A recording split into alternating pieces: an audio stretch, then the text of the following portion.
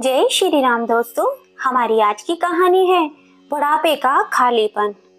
पुष्पा जी सरकारी बैंक की मैनेजर के पद से 2 वर्ष पहले ही रिटायर हुई थी और सुख से अपने पति के साथ अपना जीवन गुजार रही थी। लेकिन महामारी ने उनके पति को अपने आगोश में ले लिया। जीवन साथी के चले जाने से पुष्पा जी अंदर तक टूट गई थी। फिर बेटा और बहू के कहने पर उनके साथ बेंगलोर आ गई। उनका जीवन एकदम ही बदल सा गया था। पति का साथ तो पहले ही छूट चुका था, लेकिन साथ साथ उनके 35 वर्षों की बसी बसाई गृहस्थी भी छूट गई थी और छूट गया वे आस पड़ोस भी, जो हर समय सुख दुख में साथ रहता था। महानगर के पार्क के एक बेंच पर चुपचाप उदास भाव से बैठी पुष्पा जी विचारों में खोई हुई थी। सुबह का समय था। कुछ लोग सैर करने आए हुए थे, तो कुछ लोग योगा कर रहे थे, तो कहीं कुछ बुजुर्ग बैठे हुए अपना जमाना याद कर रहे थे। लेकिन पुष्पा जी अपनी ही दुनिया में विचर रही थी। तभी अचानक एक आवाज ने उनकी निंद्रा भंग की। मुस्कुराते रहिए, जिंदगी बहुत ही खूबसूरत है। पुष्पा जी ने देखा कि लगभग 60-65 वर्ष का एक बुजुर्ग आदमी पास वाली बेंच पर बैठते हुए उनकी ओर देखकर मुस्कुरा रहे थे। ना चाहते हुए भी पुष्पा जी बदले में मुस्कुराने लगी। इस अनजान शहर में पहली बार किसी ने उनसे बात की थी। बोतल से पानी पीते हुए वह बुजुर्ग व्यक्ति बोले, मेरा नाम घनश्याम है, मैं यहीं पास वाली बिल्डिंग में रहता हूँ। आप बहुत परेशान जान पड़ते हैं। पिछली बातों को भूलकर आगे बढ़िए, चलने का नाम ही जिंदगी है। ऐसा कहते हुए वह बुजुर्ग व्यक्ति फिर से सैर करने चले गए और पुष्पा जी उनके जाने के बाद मन ही मन बोली, जिनकी जिंदगी में दुख ना हो उन्हें तो ये जिंदगी खूबसूरत ही लगेगी ना। ज्ञान तो सब देते हैं, लेकिन हमारे ऊपर क्या बीत रही है ये तो हम ही जाने। अब पुष्पा जी हर रोज पार्क में आने लगी और लगभग हर रोज ही घनश्याम जी से नमस्ते राम राम हो जाया करती थी। और एक दिन घनश्याम जी ने पूछा कि क्या आप बाहर से आई हैं? तो पुष्पा जी बोली, दरअसल पहले मैं हाथरस में रहती थी। बेटा और बहू नौकरी करते थे ना, लेकिन महामारी के कारण मेरे पोते के स्कूल बंद हैं, इसीलिए उसकी देखभाल के लिए बेटा और बहू मुझे यहाँ ले आए। पति के देहांत के बाद मैं हाथरस में बिल्कुल अकेली हो गई थी। मेरी बेटी का ससुराल भी यहाँ बेंगलोर में ही है। कभी कभार बेटी से मिलना भी हो जाएगा, यही सोचकर यहाँ चली आई। फिर घनश्याम जी बोले, बेंगलोर शहर में आपका स्वागत है। चलिए आपको दूसरे हम उम्र लोगों से भी मिलाता हूँ। दरअसल यहाँ पार्क में बुजुर्ग लोगों का एक ग्रुप बना हुआ है, जहाँ हम सब लोग एक दूसरे के सुख दुख में शामिल होते हैं, हंसते बतियाते हैं, कभी भजन गाते हैं तो कभी पुराने गाने गुनगुनाते हैं, कभी जन्मदिन मनाते हैं तो कभी त्योहार। उनकी बात सुनकर पुष्पा जी को खुशी हुई और उन्होंने ग्रुप में शामिल होने की इच्छा जताई। तो घनश्याम जी ने उन्हें ग्रुप के अन्य सदस्यों से मिलाया और ग्रुप में शामिल कर लिया। उस ग्रुप के अधिकतर लोग अपना जीवन साथी खो चुके थे। किसी को कोई बीमारी थी तो किसी को कोई बीमारी, लेकिन पुष्पा जी यह देखकर हैरान थी कि सभी लोग जिंदा दिल थे और ऊर्जा से भरपूर जीवन जी रहे थे। उन लोगों से मिलकर पुष्पा जी की उदासी कहीं दूर हो गई। हर रोज सुबह शाम वह सब लोगों के साथ अपना समय बिताने लगी। अक्सर पुष्पा जी अपनी बेटी को फोन करके पार्क में आने वाले बुजुर्गों के बारे में बताया करती थी। माँ के हम उम्र लोगों के साथ मेल जोल की बात सुनकर उनकी बेटी को बहुत ही खुशी होती थी। एक दिन पुष्पा जी ने नोटिस किया कि पार्क में आने वाले सभी बुजुर्ग उनसे बड़े थे, परंतु सब लोग चुस्त और दुरुस्त थे और अपने आप को अपटूडेट रखते थे। जब घर जाकर उन्होंने अपना चेहरा आईने में देखा तो उन्हें लगा कि समय से पहले ही उन्होंने अपने आप को बूढ़ा बना लिया है। यह सोचकर वह बाजार से हेयर कलर खरीद कर ले आई और अपने बालों को कलर करके कर लिया। फिर अलमारी खोली और पति की दी हुई सबसे खूबसूरत साड़ी पहन ली और आईने में देखकर मुस्कुराती हुई खुद से बोली, यह हुई ना बात। शाम के समय जैसे ही पार्क जाने के लिए बाहर निकलने लगी, उसी समय उनकी बहू की नजर उन पर पड़ी। देखकर उसका मुंह खुला का खुला रह गया और बोली, यह सब क्या है माँ जी। उसने झट से अपने पति अजीत को आवाज लगाई और बोली, देखिए तो जरा, आखिर हो क्या गया है तुम्हारी माँ को। यह क्या सजने संवरने की उम्र है। जैसे ही बेटे ने उनकी ओर देखा तो मुंह पर हाथ रखकर हंसने लगा। तभी बहू बोली, माँ जी, यह सब पहनने की आपकी उम्र नहीं है और अब तो पापा जी भी नहीं रहे। बेटे बहू का यह व्यवहार देखकर पुष्पा जी का दिल टूट सा गया और वह चुपचाप जाकर अपने कमरे में बैठ गईं। अब उनका पार्क जाने का मन ही नहीं हुआ। सोचने लगी, अगर आज अच्छे से तैयार हो गई तो ऐसा भी कौन सा गुनाह कर दिया। आज तक मैंने कभी बहू को किसी बात के लिए नहीं टोका। अपनी मर्जी से पहनती है, खाती है, बाहर जाती है। पर मैं तो हमेशा यही सोचती थी कि वक्त बदल चुका है, बड़े शहरों में लोग मॉडर्न हैं। आज मैंने थोड़ा सा खुद के बारे में क्या सोचा तो मेरा ऐसा मजाक बना दिया। उनकी आंखों के कोरों से आंसू बहने लगे। तभी उनके मोबाइल पर उनके ग्रुप के सदस्यों के फोन आने लगे। उसी समय पुष्पा जी खड़ी हुई और खुद से बोली, नहीं, मेरी जिंदगी है, मैं अपने मुताबिक इसे जीऊंगी। ऐसा कहते हुए वह पार्क में चली गई। अब पुष्पा जी अपने लिए जीने लगी थी। उनकी पेंशन से उन्हें अच्छा खासा पैसा मिल जाया करता था, जिसे आज तक वह अपने बहू बेटे को देती आई थी। लेकिन इस महीने उस पैसे को उन्होंने अपने ऊपर खर्च कर लिया। पार्क में उन्होंने सभी बहुत सी सहेलियां बन गई थीं, जिनके साथ बाजार जाकर वह उनके लिए अपने मनपसंद के कपड़े और वस्तुएं खरीद कर ले आईं। लेकिन बहू को ये सब खटकता रहता। अपने पति के कान भरते हुए कहने लगी, आप माँ जी को रोकते क्यों नहीं? कितना फिजूल खर्च करने लगी हैं। हमारे हाथ में तो एक पैसा नहीं देती। उनके आने से हमारा भी तो खर्च बढ़ गया है। पत्नी की बातों में आकर पुष्पा जी का बेटा अजीत उनके पास आया और कहने लगा, माँ जी, इस बार आपने पेंशन के पैसे क्यों नहीं दिए? उसकी बात सुनकर पुष्पा जी हैरान रह गईं। तभी उनकी बहू बोली, अरे, इस उम्र में इतनी फिजूल खर्ची क्या अच्छी बात है? पार किया जाने लगी आप, आजाद पंछी की तरह हो गई हैं। उसी समय पुष्पा जी बोली, बहू, मैंने तुम लोगों को पूरी आजादी दी है। अब तुम मेरी आजादी तय नहीं कर सकते। मैं जो करूंगी अपनी मर्जी से करूंगी।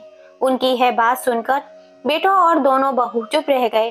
पुष्पा जी पाक कला में बहुत ही निपुण थी। एक दिन उन्होंने घर पर लौकी का हलवा बनाया तो उन्होंने अपने ग्रुप के सभी सदस्यों के लिए भी पार्क में ले जाकर चली गई और सभी लोगों को खिलाने लगी। लेकिन घनश्याम जी लेने से मना कर दिया। तो पुष्पा जी ने पूछा, क्या आपको लौकी का हलवा पसंद नहीं है? तो घनश्याम जी बोले, लौकी का हलवा तो मुझे बहुत पसंद है, लेकिन मुझे डायबिटीज और ब्लड प्रेशर की परेशानी है, इसलिए मैंने बाहर का मीठा लौकी का हलवा भी नहीं खा सकता और घर पर बनाना मुझे आता नहीं है, इसलिए मैंने लौकी का हलवा खाना ही छोड़ दिया। फिर पुष्पा जी बोली, तो क्या आपके घर में कोई नहीं है? इस पर घनश्याम जी कुछ बोल ही नहीं पाए। आंखों से तो आंसू निकालकर उनके गालों तक आ गए और चुपचाप घर की ओर चले गए। 2 दिन बीत चुके थे, लेकिन घनश्याम जी पार्क में नहीं आए थे। ग्रुप के सभी सदस्यों से पूछा तो पता चला कि वे फोन भी नहीं उठा रहे हैं। पुष्पा जी को मन ही मन उनकी चिंता सता रही थी। बार बार उनका हंसता मुस्कुराता चेहरा उनके आंखों के सामने आ रहा था। जैसे ही घर जाने के लिए वह पार्क से निकली, उनके कदम स्वतः ही घनश्याम जी के घर की ओर मुड़ गए। गार्ड से उन्होंने फ्लैट नंबर पूछा और उनके दरवाजे पर जाकर बेल बजाई। घनश्याम जी ने लड़खड़ाते कदमों से चलकर दरवाजा खोला। जैसे ही उन्होंने दरवाजे पर खड़ी पुष्पा जी को देखा तो वे चौंक गए। फिर उन्हें अंदर बुलाया। उनकी ऐसी हालत देखकर पुष्पा जी हैरान रह गई और बोली, आपकी तबीयत इतनी खराब है, लेकिन घर पर आपकी देखभाल करने के लिए कोई नहीं है? तो घनश्याम जी बोले, दरअसल मैं अकेला ही रहता हूँ। यह बात सुन पुष्पा जी को बड़ी बेचैनी हुई कि इतना जिंदा दिल इंसान बिल्कुल अकेला रहता है, और जब वह बीमारी की हालत में है तो उनकी देखभाल करने वाला कोई नहीं है। फिर पुष्पा जी ने ग्रुप के अन्य सदस्यों को फोन करके बुलाया। घनश्याम जी ने बहुत मना किया, लेकिन पुष्पा जी बोली, क्या बात कर रहे हैं आप? जिस व्यक्ति ने मुझे जीना सिखाया उसे मैं कैसे अकेले छोड़ सकती हूँ। थोड़ी ही देर में उनकी मदद से पुष्पा जी घनश्याम जी को डॉक्टर के पास ले गईं।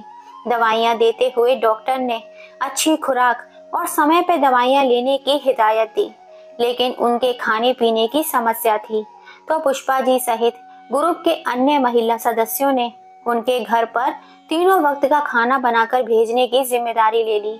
समय समय पर पुष्पा जी उन्हें दवाई देने की हिदायत देती रहती थीं। कुछ ही दिनों में घनश्याम जी बिल्कुल ठीक हो गए और वापस पार्क में आने लगे। एक दिन पुष्पा जी ने उनसे पूछ बैठी कि क्या आपका इस दुनिया में कोई नहीं है।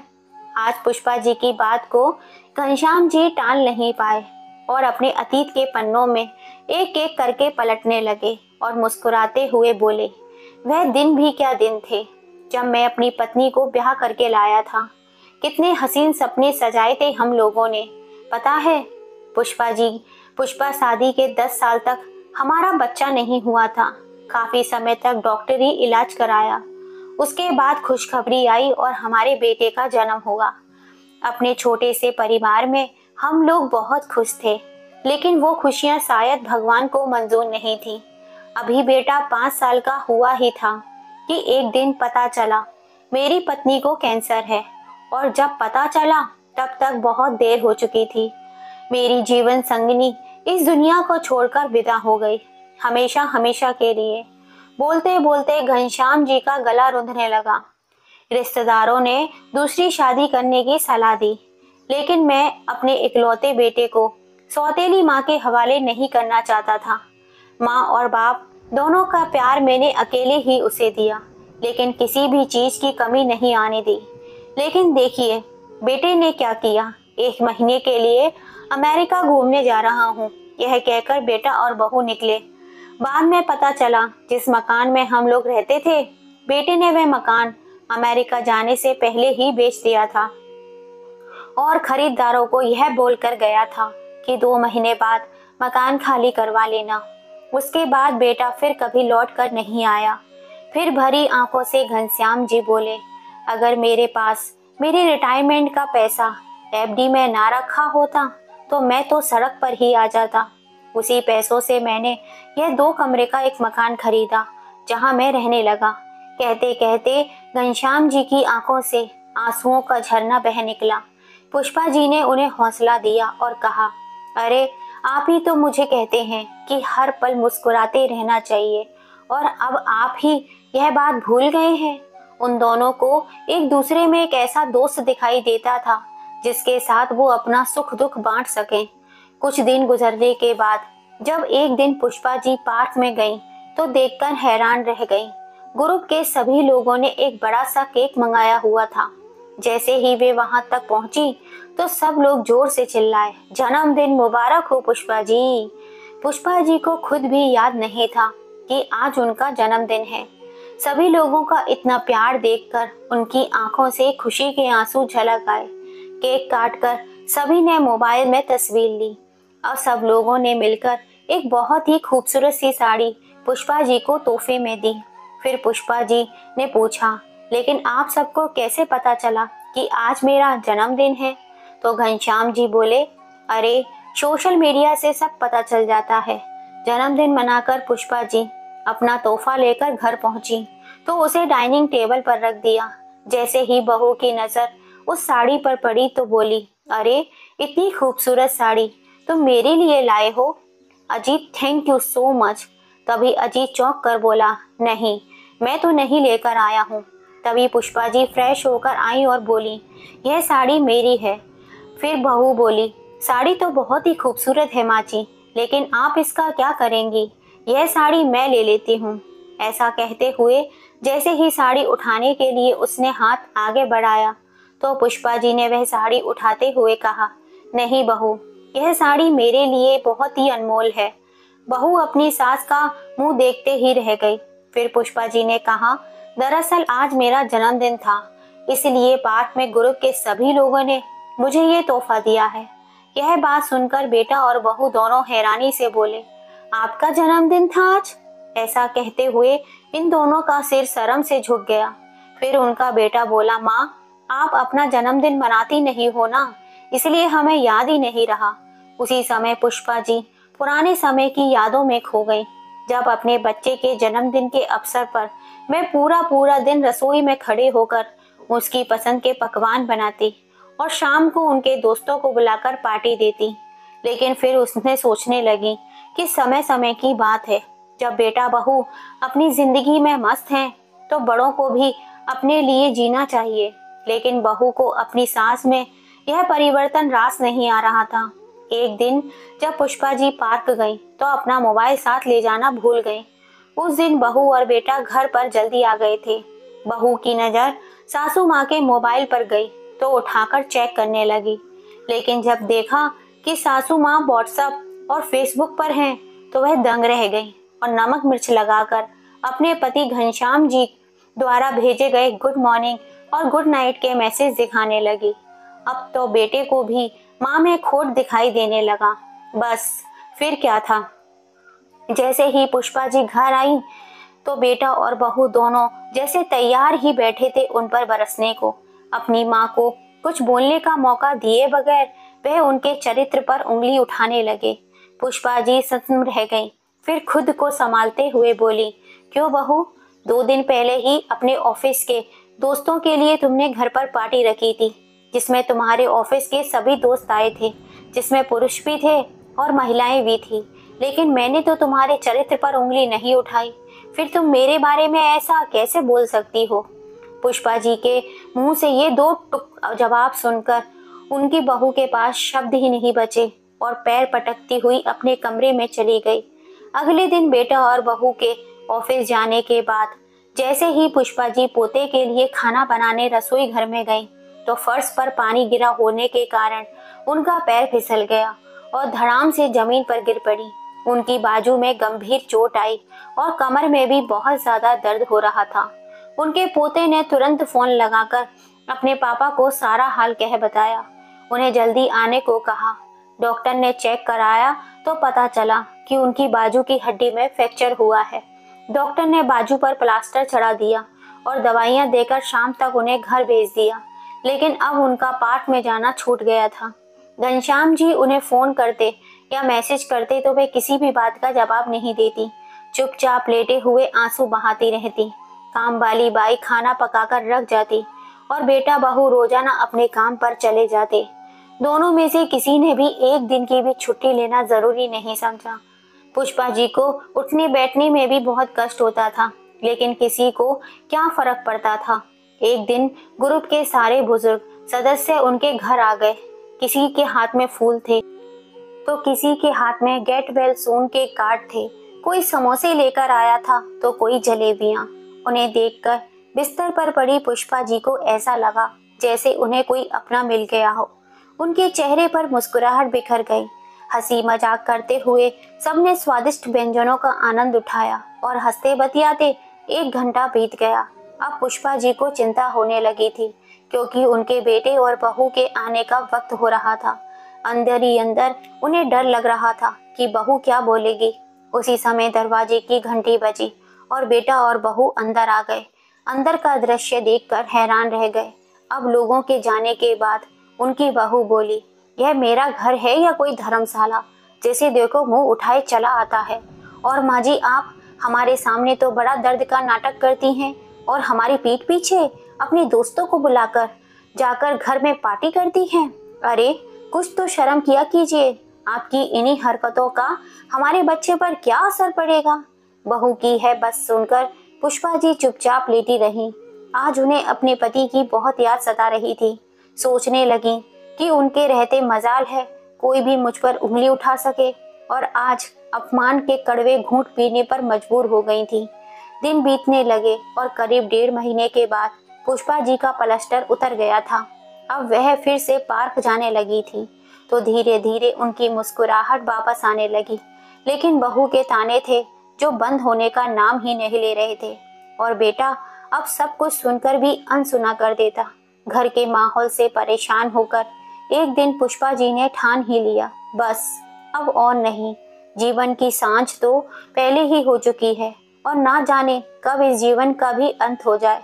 तो इससे पहले मैं स्वयं के लिए जीना चाहती हूँ। जो मुझे अच्छा लगेगा मैं वह करना चाहती हूँ। बेटे बहू का मुंह तो छोड़ते हुए एक दिन उन्होंने फैसला कर लिया और सामने की बिल्डिंग में 2 कमरों का फ्लैट किराए पे ले लिया। बेटे ने रोकना चाहा तो पुष्पा जी ने स्पष्ट कह दिया कि अब मैं किसी पर बोझ नहीं बनना चाहती। तभी उनकी बहू बोली, हाँ हाँ, पंख जो लग गए हैं अब आपको, अब तो आप आजाद घूमेंगी। बदले में पुष्पा जी गुस्सा करने की बजाय मुस्कुराते हुए बोली, बिल्कुल, अब मैं अपने अधूरे सपने पूरे करूंगी। उन्होंने अपना सामान पैक कर लिया और अपने फ्लैट में शिफ्ट हो गई। उनकी इतनी पेंशन तो आती ही थी कि काम वाली बाई लगा सके और अपना खर्चा आसानी से निकाल पाए। अब पुष्पा जी अपनी जिंदगी में सुकून से जी रही थी। उनका बेटा और पोता कभी कभार उनसे मिलने आ जाया करते थे, लेकिन बहू से इतना भी कष्ट न किया गया। घनश्याम जी शाम की चाय अक्सर पुष्पा जी के घर पर ही पीते थे। पार्क के अन्य बुजुर्ग व्यक्ति भी उनके घर पर ही चाय पीने आते थे। अब पुष्पा जी स्वयं को आजाद महसूस करती थी। अपने अलग रहने की बात पुष्पा जी ने अपनी बेटी को भी बता दी थी। इस बात से उसे थोड़ा दुख तो पहुंचा, लेकिन एक सुकून भी था कि अब उसकी माँ अपनी मर्जी से जी पाएगी। एक दिन पुष्पा जी हैरत में पड़ गईं जब उन्होंने अपने घर के दरवाजे पर बेटे के साथ बहू को भी देखा। इससे पहले वह कुछ पूछती, तभी उनकी बहू तेजी से अंदर आई और बोली, माँ जी, कुछ तो शर्म हया बची है या नहीं? पता है सोसाइटी वाले आपके बारे में क्या क्या बातें कर रहे हैं? आखिर आपके और घनश्याम जी के बीच चल क्या रहा है? तभी पुष्पा जी बोली, बेटा, मुझे दुनिया वालों की बातों से कोई फर्क नहीं पड़ता। मुझे केवल इतना पता है कि सारी उम्र जिम्मेदारियां निभाते निभाते मैंने अपने बारे में सोचना ही छोड़ दिया था। बाकी की बची जिंदगी मैं हंसी खुशी से गुजारना चाहती हूँ और मुझे नहीं लगता कि इसमें किसी को कोई परेशानी होनी चाहिए। और रही बात घनश्याम जी की, तो उन्होंने तो मुझे जीना सिखाया है, वरना मैं तो पूरी तरह टूट ही चुकी थी। तभी उनका बेटा बोला, लेकिन माँ, आप इन लोगों को जानती नहीं। ऐसे लोग अपनापन दिखाकर दूसरों को लूट ले जाते हैं। बेटा, मैंने अपने बाल ये धूप में सफेद नहीं किए, और वैसे भी जिसे अपनों ने ही लूटा हो उसे दूसरे क्या लूटेंगे? तुमने मेरे पास छोड़ा ही क्या है जो कोई लूट लेगा? उसी समय घनश्याम जी, जो दरवाजे के बाहर खड़े हुए सारी बातें सुन रहे थे, घर के अंदर आ गए और उन्हें देखते ही पुष्पा जी का बेटा बहू का मुंह खुला का खुला रह गया। जैसे ही वे उठकर बाहर जाने लगे, उसी समय घनश्याम जी ने उसे कहा, बेटा, शर्म पुष्पा जी को नहीं बल्कि तुम जैसे लोगों को आनी चाहिए। किसी का चरित्र मंथन करने से पहले तुम लोग एक बार भी तो नहीं सोचते? तुम लोग जानना चाहते थे ना कि तुम्हारी माँ क्या करती है? जैसे ही घनश्याम जी ने कहा तो पुष्पा जी ने उन्हें चुप रहने का इशारा किया, परंतु वे रुकने वाले नहीं थे। बोले, पार्क में हर रोज सुबह और शाम को जब हम सब लोग बैठते हैं तो वहीं पास में ही सोसाइटी में काम करने वाली औरतों के बच्चे आवारा घूमते हैं। छोटी सी उम्र में वे गलत आदतों के शिकार हो रहे हैं। उन गरीब लोगों के पास इतना पैसा ही नहीं है कि वे अपने बच्चों को पढ़ा लिखा सकें। तुम्हारी सासू माँ उन बच्चों को पढ़ाने का नेक काम करना चाहती है, एक स्कूल खोलना चाहती है ताकि जितने भी गरीब बच्चे शिक्षा से वंचित हैं उन्हें निःशुल्क शिक्षा प्रदान की जा सके। तुम्हारी माँ गरीबों की मदद करके अपने बुढ़ापे को सार्थक बनाना चाहती है। अक्सर हम लोग बैठकर इसी विषय में योजना बनाते हैं। हमारी एक एनजीओ से भी बात चल रही है जो हमारी इस काम में मदद करेगी। तुम्हारी माँ का बरसों पुराना यह सपना अब पूरा होने जा रहा है। लेकिन आज अपनी माँ के बारे में तुम लोगों के ये विचार सुन के मुझे महसूस हो रहा है कि अच्छा ही हुआ कि मेरा बेटा मुझे पहले ही छोड़कर चला गया। हैरानी की बात है, अपनी माँ के लिए बेटे बहू की यह सोच भी हो सकती है। क्या तुम अपने ऑफिस में किसी के साथ हंसते बोलते नहीं हो? जब तुम्हारी माँ ने तुम पर कोई अंकुश नहीं लगाया तो तुम कैसे? पुष्पा जी का बेटा और बहू के पास इन बातों का कोई जवाब नहीं था। वह चुपचाप वहां से चले गए। आज घनश्याम जी गुस्से में तो थे। पुष्पा जी बोली, चलिए छोड़िए इन बातों को, मैं चाय बनाती हूँ, चाय पीजिए और अपना गुस्सा ठंडा कीजिए। उनकी यह बात सुनकर घनश्याम जी मुस्कुरा दिए और बोले, हमारी मेहनत रंग लाई पुष्पा, एनजीओ की तरफ से हमें स्कूल शुरू करने के लिए पास में ही एक बिल्डिंग मिल गई है। पुष्पा जी यह बात सुनकर बहुत खुश हो गई। जल्दी ही बिल्डिंग को स्कूल का रूप दे दिया गया। सभी पढ़े लिखे बुजुर्ग बच्चों को पढ़ाने का काम करने लगे। सब लोगों ने दिल खोलकर मदद की। शुरू में स्कूल में केवल 10 बच्चे आए थे, लेकिन धीरे धीरे उनकी संख्या बढ़ती ही गई। देखते ही देखते उनका यह स्कूल चर्चा का विषय बन गया। पुष्पा जी और उनके साथ काम करने वाले अन्य बुजुर्गों को भी जीने का एक मकसद मिल गया था। एक दिन पुष्पा जी की बेटी ने उनके पास कुछ दिनों के लिए रहने के लिए आई, और जब वह भाई भाभी से मिलने गई तो उन्होंने ऐसे घनश्याम जी के विषय में बताया। यह भी कहा कि उसे अपनी माँ को समझाना चाहिए, लेकिन उनकी बेटी को अपनी माँ में कोई बुराई नजर नहीं आ रही थी, बल्कि उसने देखा कि उसकी माँ के चेहरे पर फिर से मुस्कुराहट आ गई है। अपनी वृद्ध अवस्था भी वे बहुत ही खुशी से जी रही हैं, और घनश्याम जी उनका पूरा सहयोग दे रहे हैं। उन दोनों की दोस्ती स्वार्थ से परे है और दुनिया की समझ से भी। अकेले बैठे हुए यह सब सोचते सोचते पुष्पा जी की बेटी की नज़र पास में रखे अखबार पर गई, तो उसमें छपी एक खबर ने उसका ध्यान अपनी ओर खींचा। जब बुढ़ापे में बच्चे साथ छोड़ दें तो अकेली माँ यह अकेला पिता कहाँ जाए। वृद्ध अवस्था में अकेलापन को माता देने के लिए 65 वर्ष के एक बुजुर्ग ने 63 वर्ष की महिला के साथ विवाह कर लिया। अपनी गृहस्थी फिर से बसाकर वे दोनों बहुत खुश हैं। इस खबर को पढ़कर पुष्पा जी की बेटी के मन में एक विचार आया। जब घनश्याम जी पुष्पा जी के घर आए तो उसने अपनी माँ और घनश्याम जी के सामने दोनों की शादी का प्रस्ताव रखा और कहा कि आप दोनों के इस रिश्ते को यह दुनिया नहीं समझ पाएगी, तो क्यों ना आपके इस रिश्ते को एक नाम दे दिया जाए। क्या आप दोनों एक दूसरे का जीवन साथी बनना पसंद करोगे? तभी पुष्पा जी बोली, यह तू क्या बोल रही है? इस उम्र में क्यों हम पर दाग लगाना चाहती है? यह दुनिया क्या कहेगी? लेकिन उसकी यह बात सुनकर घनश्याम जी थोड़ी देर चुप बैठे रहे। दिमाग में बहुत कुछ चल रहा था। पुष्पा जी के गुस्से को देखकर उन्होंने उस समय कुछ कहना मुनासिब नहीं समझा और अपने घर के लिए लौट गए। फिर पुष्पा जी की बेटी ने उन्हें समझाया, माँ, अगर जीवन की राह में कोई अच्छा जीवन साथी मिल जाता है तो साथ चलने में कोई नुकसान नहीं है। पुष्पा जी सोचते सोचते अपने पति की तस्वीर के सामने बैठ गईं। उनका मन बेचैन हो रहा था। सोचने लगी कि मैं अपने पति को धोखा नहीं दे सकती, लेकिन फिर अगले ही पर विचार आया कि मेरे पति भी तो यही चाहते थे कि मेरे होठों पर हमेशा मुस्कुराहट रहे। मेरी आंखों में आंसू देखकर तो उन्हें भी चैन नहीं मिलता होगा। और फिर अगर दोस्ती को एक रिश्ते का नाम दे दिया जाए तो दुनिया का मुंह भी बंद हो जाएगा। घनश्याम जी को भी इस रिश्ते में कोई हर्ज नहीं था। चिंता थी तो केवल इस बात की कि इन दोनों पर कोई उंगली ना उठाए। लेकिन पुष्पा जी का बेटा और बहू तक यह बात पहुंची तो वे भड़क उठे। वे दोनों इस रिश्ते के सख्त खिलाफ थे। सोसाइटी में हर कोई उनके बारे में यही बातें कर रहा था। कोई उनकी हिम्मत की तारीफ कर रहा था तो कोई कानाफूसी कर रहा था। 2 दिन बीते तो अचानक मीडिया वाले पुष्पा जी के स्कूल के बाहर पहुंच गए। उनसे इस रिश्ते के बारे में सवाल करने लगे, लेकिन पुष्पा जी हैरान थी कि उन तक यह खबर पहुंची कैसे।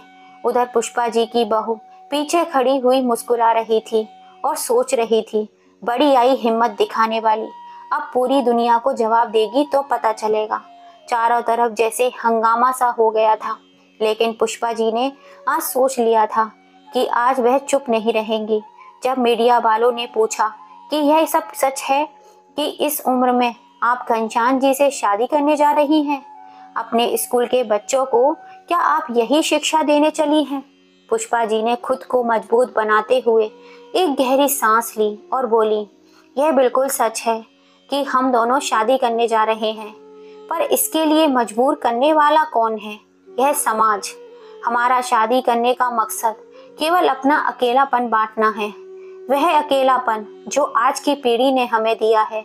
अरे, हम लोग तो वृक्ष के सूखे हुए पत्ते हैं जो कब झड़ जाएं नहीं मालूम, लेकिन जब तक वृक्ष से जुड़े हैं तब तक खाद और पानी की दरकार तो हमें भी है। किसी ने हंसना बोलना हमें भी अच्छा लगता है। अगर हम एक दूसरे का सुख दुख बांट लेते हैं, हंस बोल लेते हैं, तो यह भी समाज को रास नहीं आता। तभी घनश्याम जी आए और पुष्पा जी का हाथ थामते हुए बोले, शादी करने का फैसला हमने इसीलिए लिया है ताकि समाज के सामने हमारे रिश्ते पर मोहर लग जाए और किसी को हमारा हंसना बोलना ना अखरे। अब भी यदि किसी के मन में कोई सवाल है तो बोलो। तभी भीड़ में से तालियों की आवाज आने लगी। यह तालियां पुष्पा जी और घनश्याम जी के बुजुर्ग साथी बजा रहे थे। देखते ही देखते पूरा स्कूल तालियों से गूंज उठा। अब उनके साहस की सराहना कर रहे थे। दोस्तों, पुष्पा जी ने लोगों के मुंह को बंद करने के लिए और अपने जीवन के खालीपन को दूर करने के लिए जो डिसीजन लिया, क्या वह सही था या गलत? अपनी राय हमें कमेंट करके ज़रूर बताइएगा। जीवन साथी की ज़रूरत तो हमें हर उम्र में होती है। जीवन साथी हमारा हमसफ़र तो होता ही है, लेकिन साथ में एक दोस्त भी होता है। एक ऐसा दोस्त जिसे हम हर सुख दुख की बातें कर सकते हैं, बिना हिचक अपने दिल की हर बात कह सकते हैं, उसके दिल की हर बात सुन सकते हैं। यही छोटी छोटी बातें हमारे जीने का मकसद बनती हैं। उसके चेहरे की एक मुस्कुराहट हमारे बुढ़ापे में हड्डियों को मजबूत करने वाली विटामिन डी बन जाती है। दोस्तों, आपको हमारी आज की कहानी पसंद आई हो तो प्लीज़ इसे ज़्यादा से ज़्यादा अपने फैमिली फ्रेंड में शेयर कीजिएगा, और अगर अभी तक सब्सक्राइब नहीं किया है तो जल्दी से कर लीजिए। पास में लगी घंटी को दबाना मत भूलिएगा, जिससे हम जब भी कोई नई कहानी डालें उसका नोटिफिकेशन आपको सबसे पहले मिल सके। फिर मिलेंगे आपसे ऐसी ही किसी कहानी के संग। जय श्री राम दोस्तों।